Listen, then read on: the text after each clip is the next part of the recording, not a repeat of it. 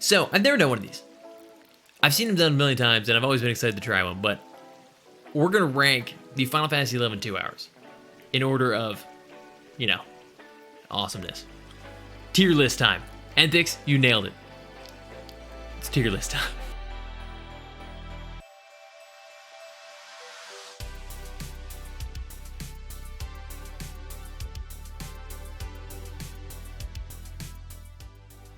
All right, so ground rules. This is classic Final Fantasy XI. I don't even have, what's it called, Rune Fencer or Geomancer on here. Call Wyvern is the Dragoon's 2 hour. I think everything else can stay the same. Did anybody else have some crazy 2 hour upgrades when they were still 2 hours, not the 1 hour increases? But this is 75 cap era. So Tom, the PT Gamer guy, what's going on, dude? Good to see you. This is 75 cap era.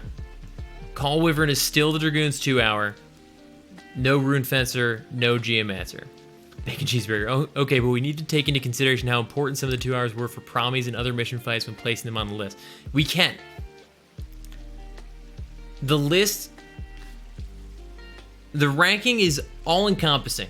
How useful is it from day to day? Just walking around Vanadil. How critical is it in a I'm going to die moment? How useful is it for missions? How useful is it for just general whatever? Travel. There are a couple of these that are really good for travel. Leveling. Bacon Cheeseburger, you're correct. Spirit Surge was in the 75 cap era, but I prefer to do this list back when Call Wyvern was the 2 hour. All right. Where do we want to start off? Who's good from day 1 to 75? Always useful. Always can get you out of a jam. Do you want to start off with an S tier? Because I think the most obvious S tier on here, and you guys could laugh at me, but I think it's Invincible. Start from left to right. Well, we already screwed that. I want to get top and bottom, and then we can just go through. Paladin's Invincible is useful day 1. Literally, your first level, it could save you as you realize that the game is like way too difficult. I guess, you know, first level is Paladin because he would have already gotten level 30 and got the job quest, but it is critical for many a mission. There are many strategies that would fail utterly, and unlike some of the others that we'll get to later, not only does it make you, literally, as word would imply, invincible, except to like magic damage, but it also makes you a hate-grabbing machine, which is the sole purpose of Paladin. It's like all-encompassing. It makes you better at your job, and it makes you survive whatever's coming. I think Invincible's fantastic. Invincible is the same thing as Perfect Dodge, if you think about it. Invincible is the same thing as Perfect Dodge, except for the hate, though. Perfect Dodge is an interesting one, but we'll get to that later. F tier.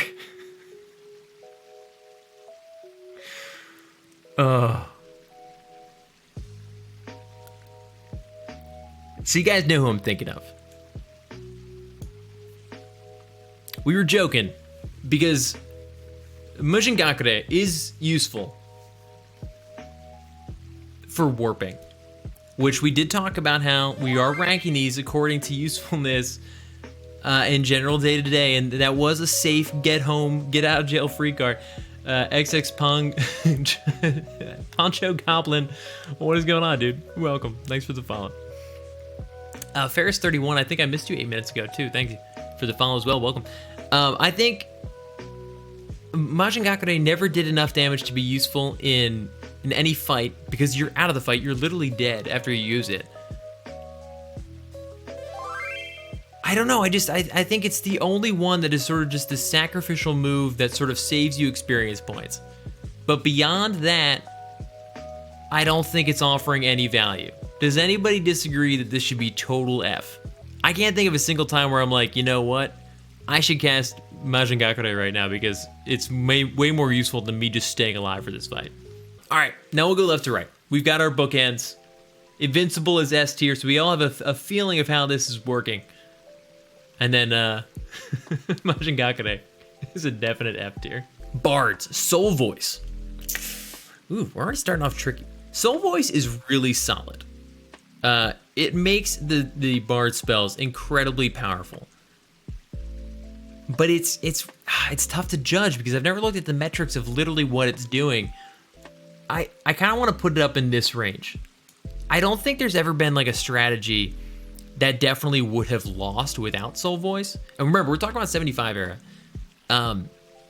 It certainly, I think, has made a lot of fights easier. I guess you could have been borderline about to lose. The problem is it's preemptive. You've got to be like, all right, we're going to Soul Voice and do some spells and some songs for this fight.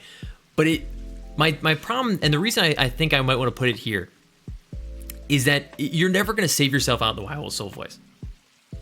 It's just like, on a day-to-day, just you wandering the wilds as a bard, it is so miserably useless. If you lost a fight with Soul Voice up, you had bad players. Soul Voice is the difference between whether Dynamis Lord is dead or alive. See, this is the point, though. When you need it for, like, the hardest fight in the game, Soul Voice is insane. I can be convinced of B. I think C is way too harsh. I don't know. A's hard for me with the ranking. When you consider, like, outside in the world, saving your life, last-minute ditch effort, you're in a fight, and then you quick Soul Voice. You always have to use it ahead of time. And maybe that's just not fair to, like, how Soul Voice works. I think I'm going to stick with B with that line of thought. I think, as with Bard itself, in a party, preemptively using it for a specific fight, Soul Voice is king. But I do hear you guys. Like, this was the difference maker for some of those Shadow Lord fights. All right, keep going. This one's going to be weird. Beastmaster. What was Beastmaster's called? I can't even remember. What's interesting about this one is this, except for Dragoon, is the only one I can think of that had prolonged leveling bonuses where you could charm a tough or very tough jelly 2 hour and then basically fight with it for like 30 minutes. That was the most unique thing about Beastmaster, was it its 2 hour allowed you to solo as if you almost were like a party unto yourself for 30 minutes with a strong pet. And you could take on some pretty tough Notorious monsters if the right pet was around. But useless, unlike Bard, useless in almost every fight or mission. I think it still improved the strength of your call pets as well, but I don't think enough to make like a losing strategy a winning strategy. Exactly. So Tom's BG Gamer, sadly at endgame you aren't using Charm and Familiar, only extending your jug pets to 30 minutes. I would put this up in maybe the C or D range. Let's see, what's tough is even with the like insane jelly enhancement, you gotta have the right pet around. If you die, the pet's gone. There's a lot of things that go wrong with that. You can actually end up, if you're doing it with a party, the old style where it just kind of like depopped right next to you, you could get your whole group killed because you like have a very tough jelly right next to everybody. I think we got to put it at D. Very unique, very interesting. Also, probably not going to save your life most of the time. If you're about to die, you're obviously a Beastmaster fighting something with a pet. That pet definitely uncharmed. You still have to charm it again. Like, I don't know. It wasn't a free charm. Like, you had to already have the pet charmed. I think it's a D. Black Mage, Monofont. Monofont. So this one's tough because from level 1 up through 75, it is useful. There are definitely plenty of times when I ran out of MP soloing and I was like, crap, I'm done. But Monofont allowed me to survive for another 30 seconds, casting like a litany of spells until I beat this thing down. And I think it also enhanced, did it enhance magic accuracy a little bit? I think it did. And I mean, geez, how many missions and fights at the tail end where you just like, crap, Monofont, blast away for 30 seconds with everything you've got. Generally, after something just invincible for you, so you weren't going to die. I think this is going to be A. Magic accuracy wasn't a thing for a long time. Maybe not. But yeah, I mean, there were so many fights where, like, it came down to, okay, we're going to do this, and then when it comes down to it, Monofont and go crazy. And it was useful solo. I mean, if you were a solo black mage trying to survive the world, every once in a while you'd misjudge and you run out of MP, and like, Monofont could save you. I think it was very well rounded. It was useful in fights. It was useful in content. It could save you in critical moments. I think it's all around a good one. The funny thing is, it was one of the things I feared least from enemies. When they would Monofont, I'd be like, whatever. Like, yeah, it was kind of a problem, but they always had so much MP anyway. Like, it almost was impossible to get things out of. Oh my god, I was one of the 18 black mages on Divine Might when I did Divine Might. Loved it. So much fun. I will say, if we were doing a 99 ranking, Monofont wouldn't be very high. Like, when does that happen? Your body piece restores what, like 2% of your damage done as MP? Blue Mage. What is Blue Mage's 2 hour? Azure or something? Azure Lore. It was Azure something. Did that affect how learning of these spells, or was that just a myth? That was a myth, I think, that we'd like to talk about. Blue Mage enhances the effect of blue magic spells, allows blue magic to participate in skill chains and magic bursts without the use of chain affinity or burst affinity. Was that always true? Oh my gosh, I didn't realize that. Hang on, that's kind of cool. All right, so solo skill chain without the use of those spells. So I didn't do a lot of solo stuff with Blue Mage until after the 75 era. But I could see that sort of... See, I don't know if that's going to get you out of a bind necessarily, because you have to have enough MP to like cast a spell. It could save you in like the last minute. You like see it coming, you're like, this isn't going great. But I don't know. I don't remember like seeing a lot of missions. I don't remember a lot of Blue Mages busting out Azure Lore. The problem with Azure Lore was the problem with Blue Mage. And I mean this in the best possible way. Final Fantasy XI was built around skill chains, magic bursts, and then Blue Mage came along, could kind of like do that solo every once in a while. But people interrupted all the time. It was always the issue with any job that could solo skill chain or solo magic burst, was once speed got ramped up at 75 and 99 and beyond, you know, just talking about whatever, people are firing off weapon skills all the time, and it just kind of like interrupts it. I think this one's going to be, D. I don't think this is saving anybody. I think every once in a while when you're by yourself, you might save yourself, and yeah, you might do a little bit more damage in a critical fight, but like, I don't know. All right, anyways, D tier, moving on. I think this is Corsair. Oh, Corsair's tricky. Corsair's tricky. So I'm gonna read the exact description so I don't screw this up, because I know this one will reset your abilities sometimes. Has a random effect on all party members with an area of effect. That's all it says. Hang on. Some random stuff happens. Sometimes you get 2 hours, sometimes you get job abilities. But what's weird about this one is it was like critical for reattempts of missions. Because you would do a mission, everybody would burn their 2 hour, and you'd lose. And you'd immediately get a Corsair friend to like try to help you out. I don't think I've ever been in a mission where a Corsair fired off the 2 hour while we were fighting to give us a second attempt at our 2 hours possibly. I can't give it S because it's not consistent. But I think it has the possibility and the strength to like totally turn around a battle. And if nothing else, give you an entirely different attempt.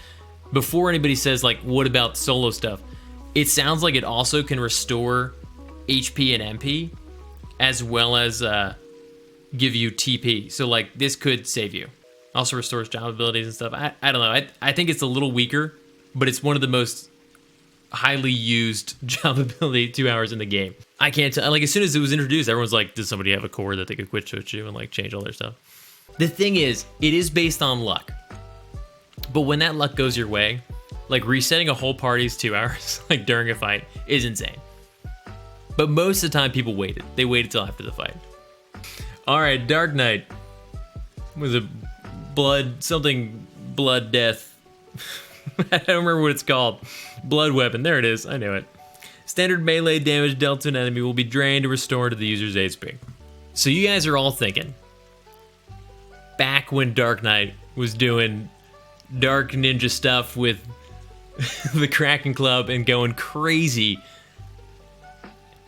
But outside of that one brief era, the 20-minute window of Final Fantasy XI where Dark Knight was an unstoppable, destructive force. All I'm going to say is, how many times have you, as a Dark Knight, if you were playing, been about to die, go to use Blood Weapon, and you like miss twice and then die? For Dark Knight, in almost every situation where it was actually using a two-handed weapon and like doing the dark thing, Blood Weapon was terrible. I've seen Hayden die countless times because it was just too slow, the things hit him. There are occasional moments where like you can go crazy, and yes, especially when it was using the Zerg method with like quick dual-wielding weapons. You can just equip your riddle or bomb hexagonal. But that's the thing. If a 2-hour isn't good until you equip a riddle or a Kraken Club, I'm not sure we can say that it's like A tier or S tier. I don't know.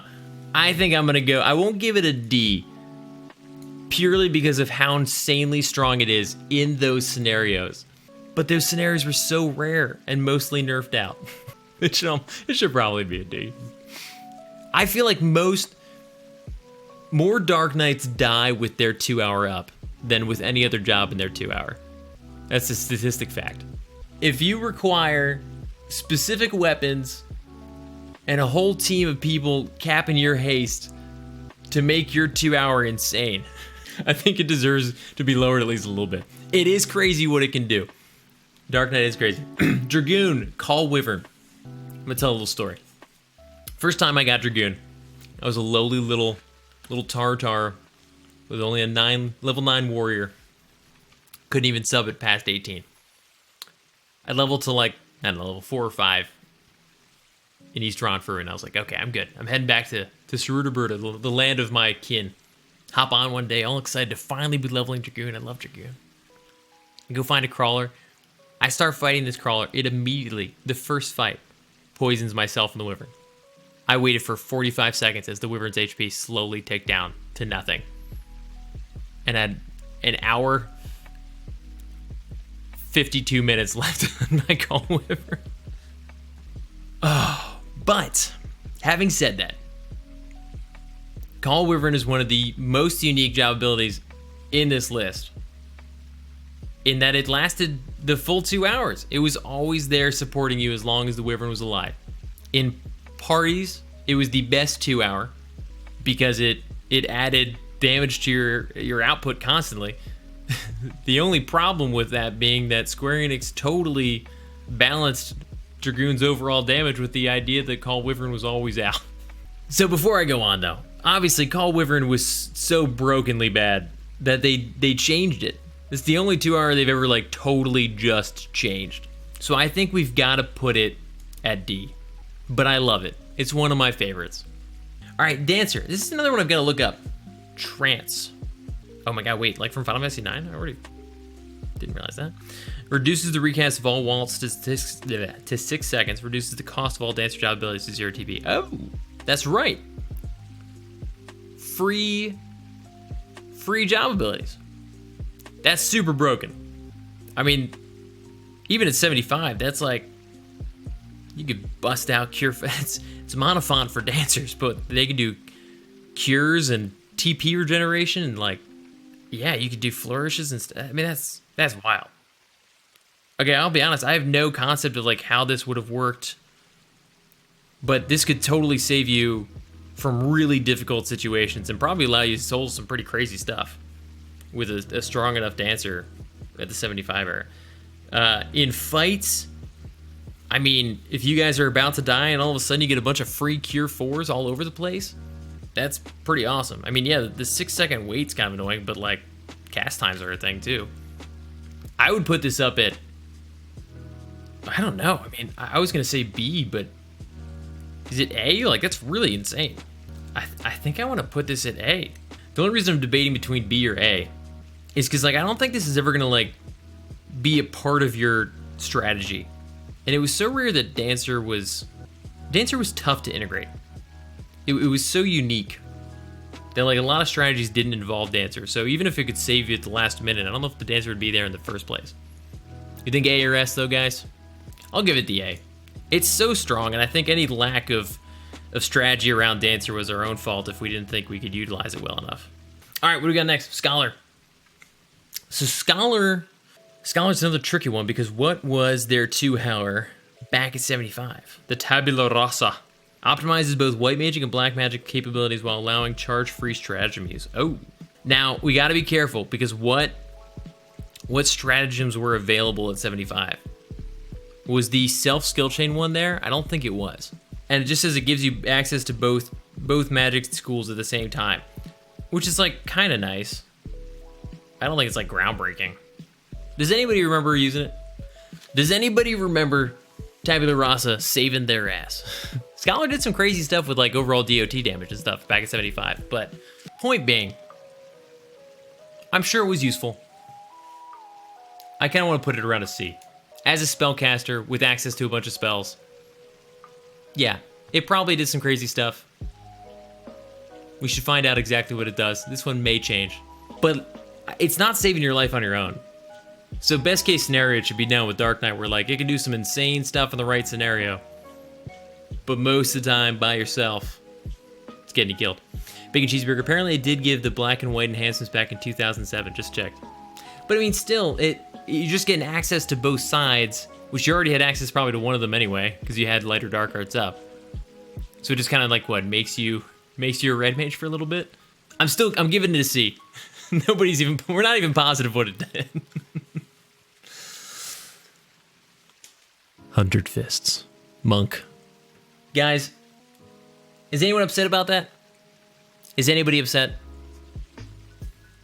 It's not the most unique, it doesn't have the most flair, but it is always useful. I will say, I think at 99, it has lost a lot of its magic. But alone, by yourself, when you see yourself going down, I think it's useful.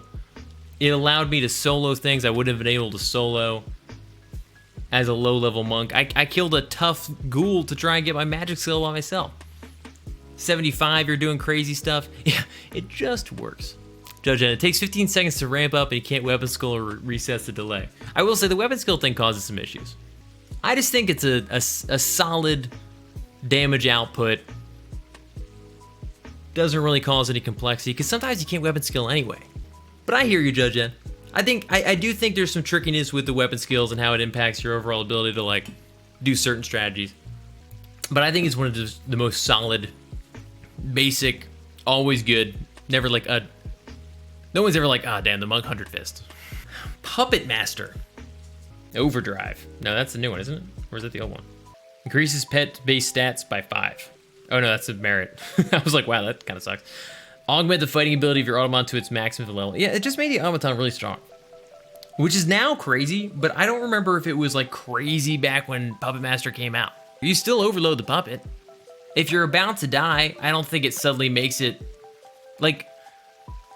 Heady Artifice is insane, because it makes, you know, your puppet use Invincible or Eagle Eye Shot. Like, that's cool. There's also Max Maneuvers, act as 3 even with 1 active. That's, like, neat. I don't know, I kind of want to put that down in D. I can't remember any fights that were suddenly won because of Overdrive back in 75. And I don't think any pup that was about to die by himself was suddenly saved by Overdrive. Eagle Eye Shot, I think this one's going to be divisive. Eagle Eye Shot's going to be a tough conversation. Because you can miss. We were talking about this earlier. You could just miss it. It's one of the few 2 hours. It's kind of like Call Wyvern, a little bit like Blood Weapon, where you could just walk away and it did nothing. It didn't scale well. I don't feel like the damage overall from Eagle Eye Shot at 75 was amazing. But it was also just amazing, awesome, just instant damage output. I feel like this is really great for, like, some lower level stuff. By the end of the game, you're kind of just like, it's sort of just there.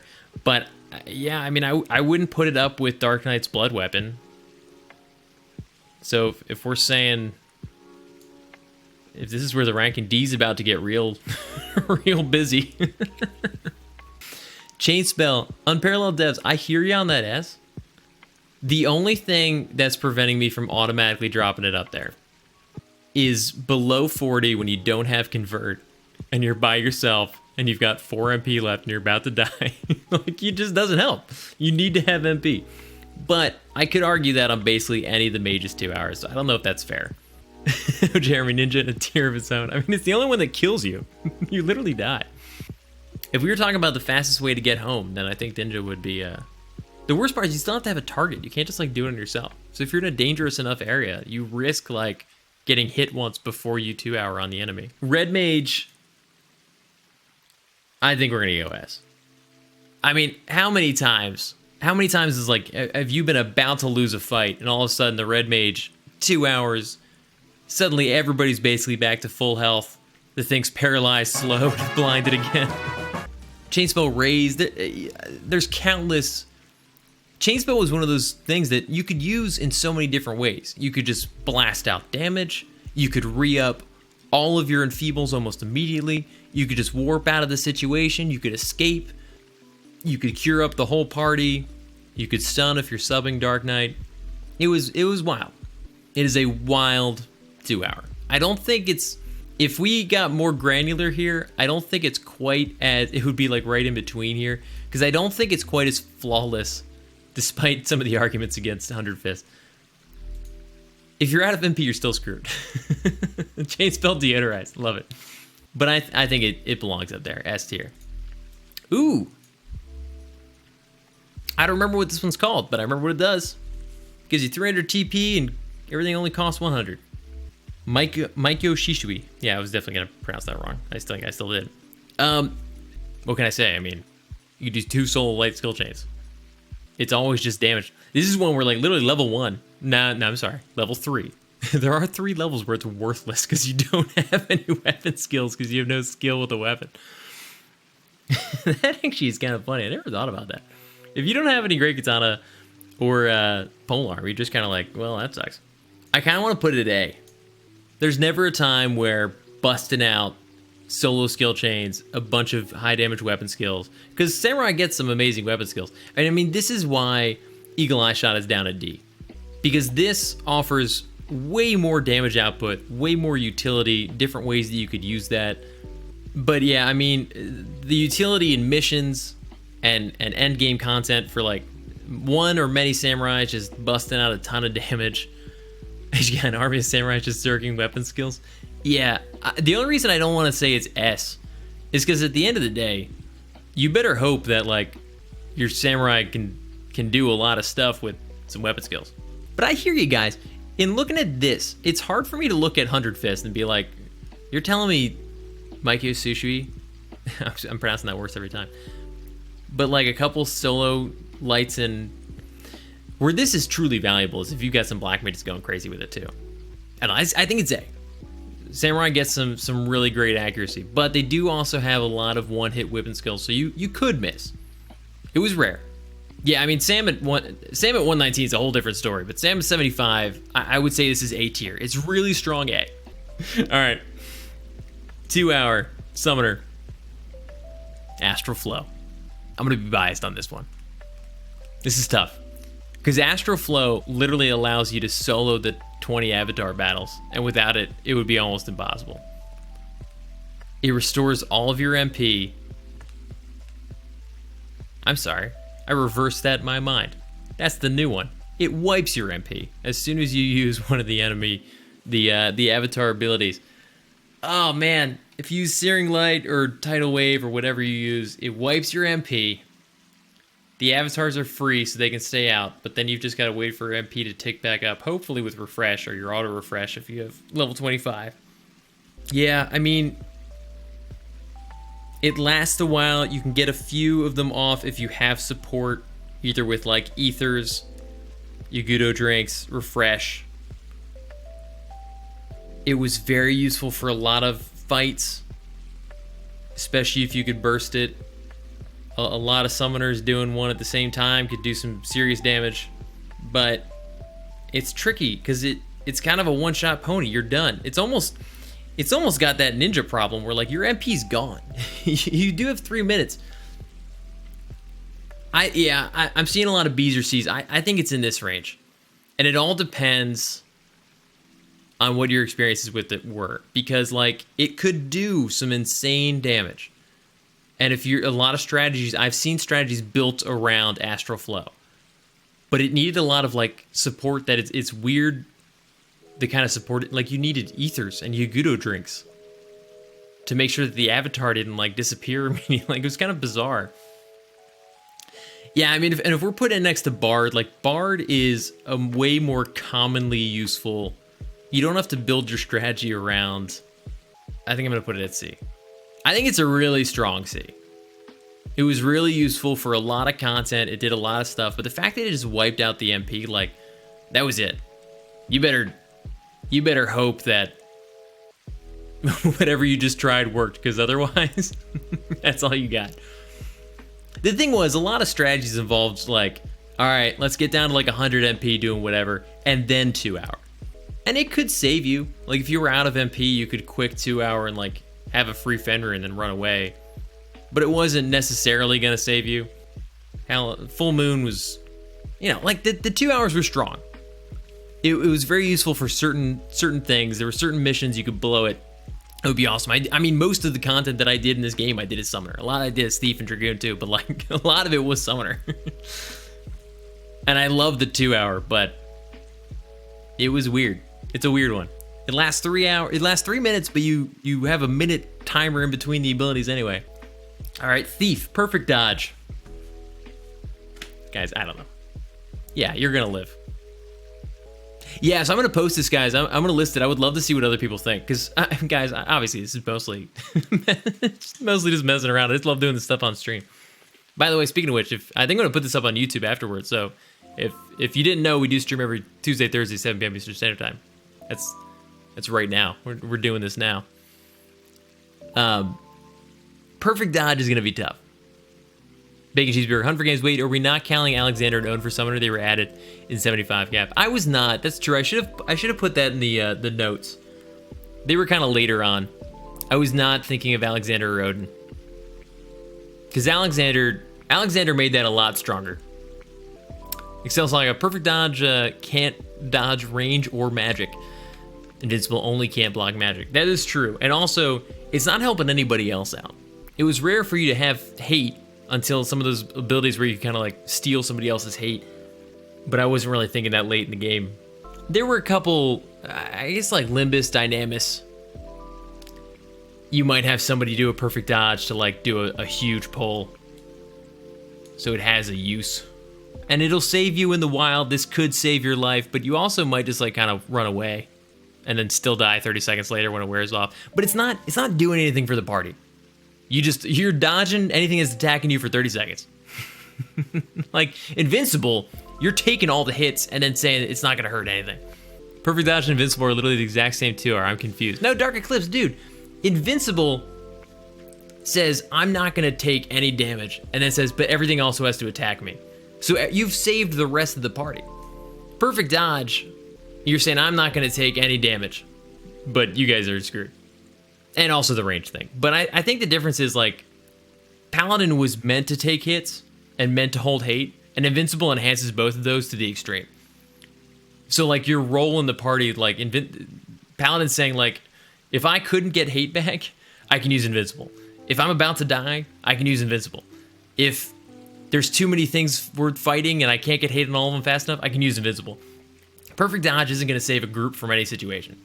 It might save the Thief for 30 seconds. I don't know, I think it's a D.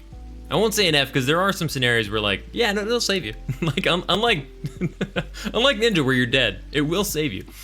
Mighty Strikes. Automatic critical hits. You guys like Mighty Strikes a lot more than I do. I can't tell you how many times I've used it solo and just, like, died because I missed it over and over again. But I hear you about some, like, Zerg techniques where you Mighty Strikes is just critical hits over and over again. But I think the best we can do with that is put it up next to Dark Knight.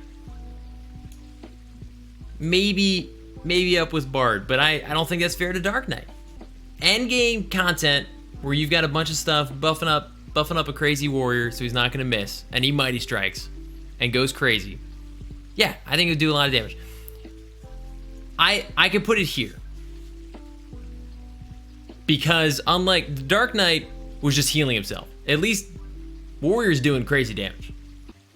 Okay, this is where I struggle though. Because now if we're comparing Warrior with Mighty Strikes, I don't mind putting Warrior underneath Samurai and Monk. Because outside of endgame content, I think these are more universally just like a get out of jail free card. Mighty Misses is still a problem. But this comparison of Monk to Warrior with Mighty Strikes versus 100 Fists, I can see why people are frustrated. I could put it up to A. Because I think you're right. I think it's unfair to put these guys so far apart. But I can't tell you how many times throughout so many levels of content that Warrior with Mighty Strikes is just like, it just missed 2 great axe swings and then it was over. It could do crazy damage. It really could. With the right help, some endgame fights wouldn't have been won without a good Mighty Strikes. I'm just saying. I'm trying to think like, you know, you're in Devoy as a mid-level warrior doing some solo stuff. You get a bad link. You go to use Mighty Strikes. Half the time you're dying anyway. Like, it's just not a very good solo. If you already have TP, that's one thing. It's great for certain endgame content, but that's where I struggle with it compared to Samurai, because Samurai could just bust that out, whatever.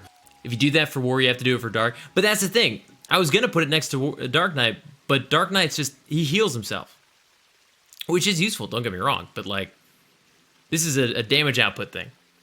Wait, that's a great question. Was Blood Weapon actually draining the HP? I thought it worked like the Sambas, where it just kind of gave you HP. This could be in a fight in itself. The heal from Blood Weapon damage was damage on top of the heal bacon cheeseburger. Is that true? If that's true, I have to at least put it up here. I'll put it here. But that kind of makes me want to bring Warriors down here too. That is crazy damage, but it's still, they have the same problem. Oh man, that makes me upset, because now we got an issue. These guys are only up here because of endgame. I'm sorry. Occasionally a mission. But there's too many misses. No. You know what it comes down to? I'll leave Dark Knight here. The reason War is better is because War is built around double attacks, Berserk, Warcry, Aggressor. Dark is built around killing itself. Dark has some crazy moves, but its strongest weapons are still... I just think that War is tailored more towards 2-hour than Dark Knight is for like pure damage output. All right, we got one more. Benediction. This one's tough. It's kind of a death sentence. The hate grab is insane, but it can bring you back from the brink. Soloing, it's decent. Could give you a full HP. That's kind of just like a second shot at life. But missions, I mean, how many times have we been saved in a mission because of a benediction? I kind of want to put it up here. You guys think it should be higher? See, the problem is if I put it at S, my only problem with S, I think it would be S if it shed all hate. Yeah, exactly, Drews. If it shed hate and like the White Mage was hate-free and a free cure for everybody, that would be S tier. But the fact that it's basically saying like you got 20... You got like a few seconds before this White Mage goes down. Like, this is a last-ditch effort. I think it's got to be here. It's almost like a meta move. It's like sacrificial. Square Enix is like, this is the White Mage soul coming out, being like, I will save you, but not for me. Noble sacrifice. And I could put it up here, but like if we're talking about Dancer getting those free cures with a normal level of hate, they get a Curaga, don't they? I don't know. I think it's got to go to B. That's why they have re-raise. Yeah, I mean, that would be another way that I think if it like automatically gave you re-raise, that would work too. It's really strong. Don't get me wrong. I mean, I've been saved by Benediction more times than I could count, but you know who wasn't saved by Benediction? The White Mage, who immediately died. I'd say it's better than Trance. So that's fair. I'm not going to move them, but I'll be honest right now. I've never seen Trance. Trance just sounds really good to me, but I have no idea how it works in practice. Trance may be too high, and I'm willing to admit that, but it on paper sounds so amazing.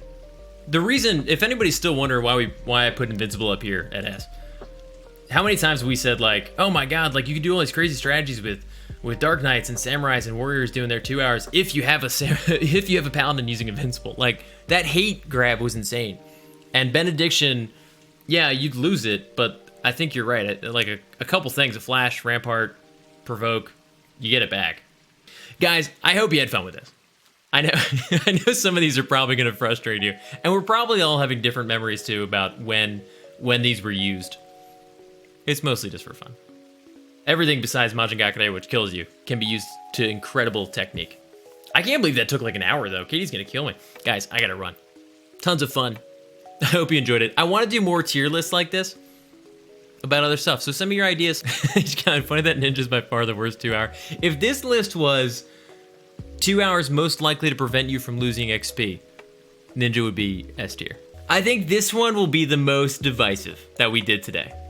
Maybe Dark Knight too, but War probably a little bit more. I think everything else we were sort of in the same range, maybe up or down a little bit, but these two are tough for people. I get it. Here goes, guys.